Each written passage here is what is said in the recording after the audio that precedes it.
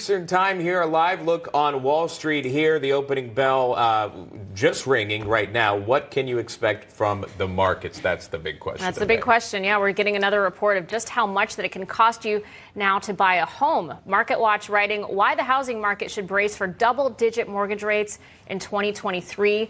Brandon Arnold is the executive vice president at the National Taxpayers Union. Mortgage rates now at around 7%, and it could get worse. Yeah, Brandon, thanks so much for coming on here. We appreciate it. Overall, your thoughts on that, bringing up again, and it's seemingly the big question here, the future of the housing market. Where is this going?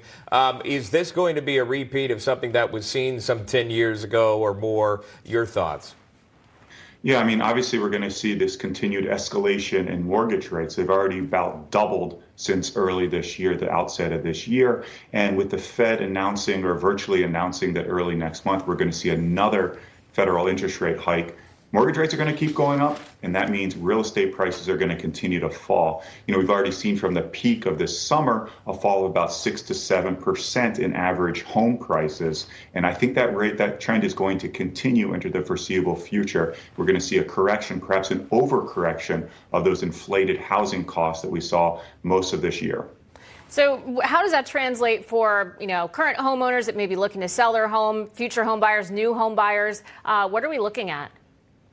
Well, hopefully a lot of people are in a situation where they don't need to move, where they can stay in their home for the near future, because with those prices falling, people are going to get fewer dollars in return if they have to sell their house right now. That's really unfortunate because a lot of Americans, that's their primary savings vehicle. They make these mortgage payments each and every month for years, for decades, and that is the money that they're relying upon to retire.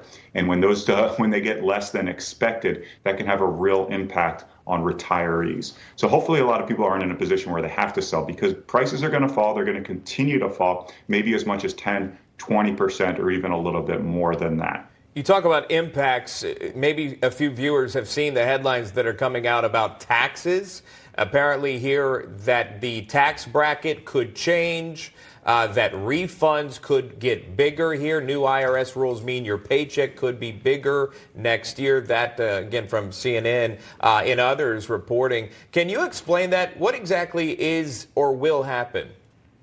Yeah, so every year what the IRS does is they adjust brackets based on inflation. And usually it's not a huge news story. Last year it was on the high side. They adjusted them to the tune of about 3.2% in an upward direction. This year it is a big deal because inflation is absolutely out of control, as we all know. So this brackets got pushed up by about 7%, the standard deduction and all of the tax brackets there. That's not as much as a tax cut as it is trying to protect Americans from higher taxes. Because right now, as wages increase, just to keep pace with inflation, wages have gone up. That pushes people on higher tax brackets. And of course, those higher brackets have higher rates. So people who are making really no more money than they were making last year, even if their paycheck is slightly larger, because everything at the gas station, the grocery store, Walmart, you name it, is more expensive, this will insulate those people from being in higher brackets where they have higher rates and thus higher taxes. All right, we'll continue to follow that. Brandon Arnold, the expert on the matter. We appreciate that, Brandon. Thank you. Thanks for having me. Meanwhile, there's an update in the